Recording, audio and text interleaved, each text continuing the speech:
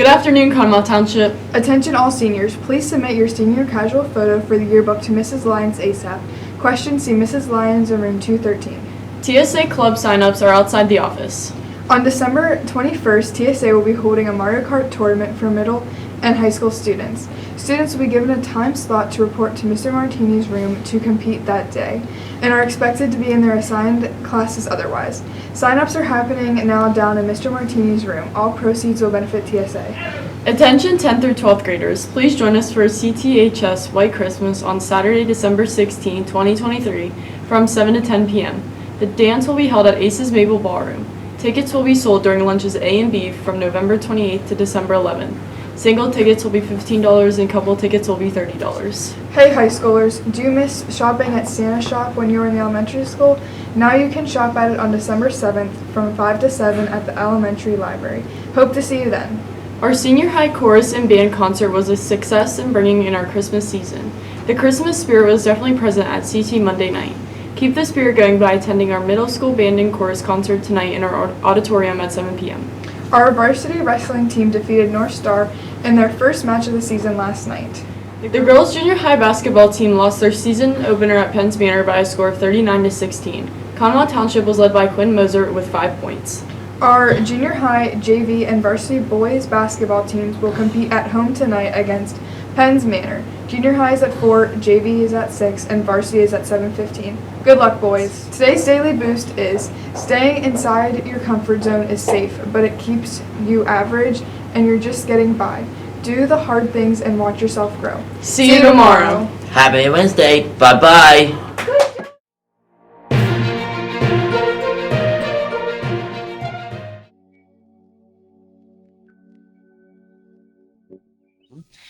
Would you be comfortable sharing about a time or situation where you struggled with your mental, social, or emotional health? Absolutely.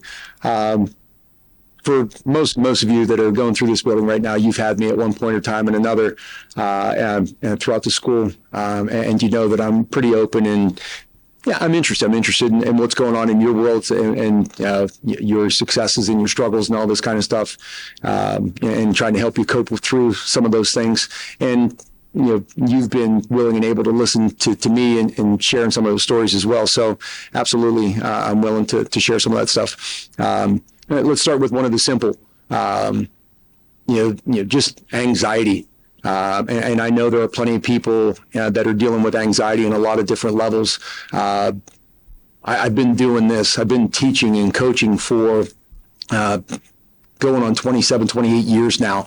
And I'll tell you this, before first days of school, before coming back out of long breaks, I have anxiety just like probably many of you. I have a lot of sleepless nights, and I don't know what I'm nervous about.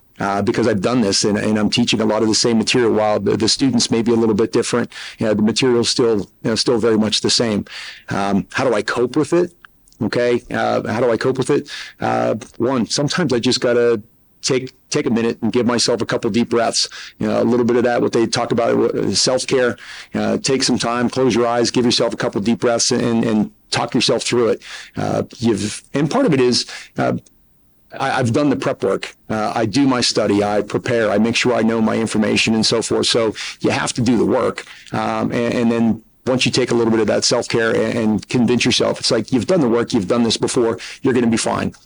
And so sometimes it's just a matter of taking a couple deep breaths and getting that positive visualization that you're going to do it and you're ready for this and you're going to do great at it.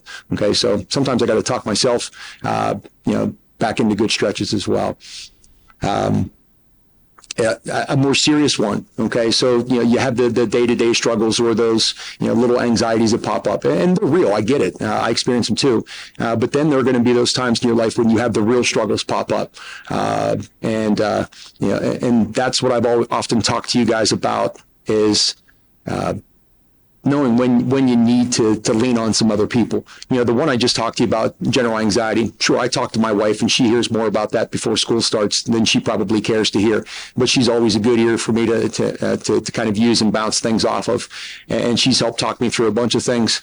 But then there are other times where you need to widen your circle a little bit. Again, I've been fortunate, I've been blessed.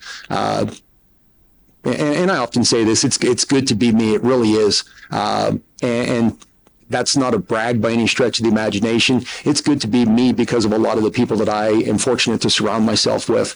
I love coming into this building on a day-to-day basis. It's not something I dread. So I'm fortunate to work with you students and so forth, the staff that I work with, and outside of this building. I love to coach. I've coached wrestling for probably the better part of 30 years now. And it's something I'm still really passionate about. And sitting here with Allison and Bree, they're athletes, and you've had those coaches that you latch onto, that are almost like father figures to you or mother figures to you, and you create that bond. And the good news is you get to experience a lot of the highs with those athletes, and that's some of the most special times that you're ever going to have. Okay, but guess what? With those highs, oftentimes or sometimes comes the really low lows. A real devastating one that my wife and I had to deal with, and again, obviously a lot of other people as well. Those of you that have been in my classroom, you may have seen this picture on my desk from time to time, and again, a lot of people have assumed that, oh, that's Mr. Brzonski and his son. Kind of, sort of. It's not a biological son of mine, but a while ago in my coaching career, I spent some time coaching at North Star, and in doing that, came in contact with a lot of really good people, and you develop some of those strong bonds. Young fellow pictured in this image here is a young man by the name of Nick Roberts. And he and I experienced some of the highs of highs. I watched him achieve things that other local kids only dreamed of doing. Kid had big dreams, big goals, big aspirations, but he also dealt with some demons too, and through some injuries and through some struggles, and ultimately, on the night of February 25th of 2017, my wife and I received a phone call that a parent/coach never wants to receive, and ultimately ended up, tragically, that this young fellow at the age of 23 overdosed. He died, and my years of coaching, this young man became very much like a third child to me, a second son. It was devastating for my wife. It was devastating for my kids. So it was something that we really struggled. And we still deal with. There are certain times of the year, that things remind you of Nick. There are times on a daily basis that there are things that pop up that make them pop into your brain.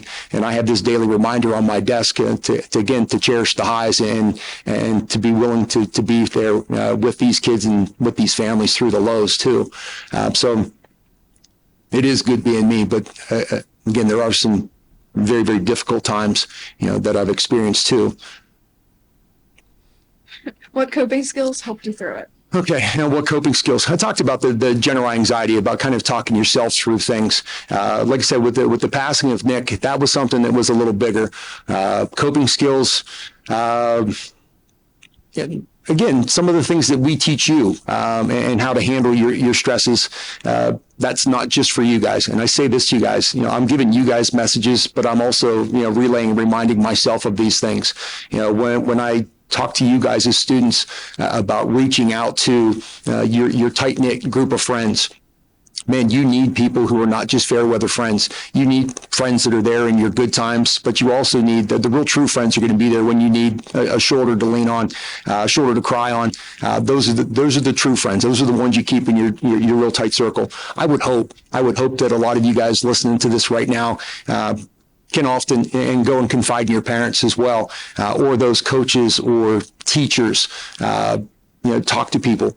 Sometimes just getting it out there, and you're going to find people who are sharing some of the same things, and they've had successes and overcome or are successfully dealing with some things, and they may be able to help talk you through it as well. So don't try to do it all alone. I do want you to be resilient. I want you to be gritty and tough and be able to have some thick skin and be able to deal with some things. But you also have to be smart enough and I guess understanding of your own body and your own mind to know when it's time to reach out for other people too. When I was your age, guess what? It was a time when, again, asking for help, it was almost a sign of weakness. I've come to understand as I've gotten older and gained this gray hair and this wisdom that comes along with it, that it's not weakness. I mean, we all have struggles. We all need help at some point in time. So asking for help, it's not a sign of weakness. It's actually a sign of strength. It shows that you understand yourself and that you know that you're not going to go through and win these battles all by yourself. Who is a colleague or person in the school that you can count on when you need to talk? Again, we've got a lot of people through the middle high school, through the elementary buildings and stuff like that. Again, in doing this for so long and being a Conemaugh Township graduate, so I live in this community and have grown up in this community. I couldn't sit here and name just one or two people. There are countless people in this building and others. Whether it's staff, whether it's my fellow teachers, whether it's administration. I know there are people at all those different levels that I could count on. And I've got current teachers, that obviously I can lean on that are some of my best friends on this planet. And I have former colleagues. I know there's one guy that I could call, and he doesn't work here, but he stopped into my classroom yesterday, Scott Cable. Love that fellow to death. A teacher of mine a long time ago. He was my mentor when I came back here, and he's still one of my dear friends. And good times and bad times, I always know that guy's going to be there for me. And I'm blessed to have people like him in my life. So, there are too many people to name that I work with, but he's absolutely one person outside of this building. And I'd be remiss to not talk about her as well. My wife, we're each other's rocks. I think there's a reason, why we have a successful marriage. We have a very successful marriage, I believe. And I think that we've been willing and able to lean on each other in the best of times and the worst of times. We're very good sounding boards for one another. What advice would you give to a colleague or student who's having a rough time? And I've blabbed through this, a couple times through this little montage already. Be willing to ask for help. Okay. And again, on the day-to-day stuff, try to figure some things out on your own. You got to be resilient. You got to be accountable to yourself. But you also know you better than anybody. When you feel like it's too big and it's too much, then it's time to reach out. You got to find somebody else to lean on. Like I said, start with that closest circle of your friends, your parents, and then find that teacher. I'm thinking there's that teacher or that coach that you're probably really comfortable with. And I've told you this, and it's not cliche for me to say this, I'm always willing. For some of you, you've never had me as a student or as a teacher, but heck, I'm always willing and able to sit and listen to any of you as well. So be willing to find that person out there. And again, if as your teachers or your coaches, if we don't have the answers, we're going to do our very best to point you in the best direction to get you that help that you need. Okay. But please don't try to tackle all this by yourselves. Don't let it be overwhelming. Okay. Life is supposed to be fun. This is supposed to be an awful lot of fun. It's going to have its hard days. But when it gets to the point where it's not fun anymore, then we got to make some changes. And sometimes that means asking for help. Thank you. Sure. Thanks, guys.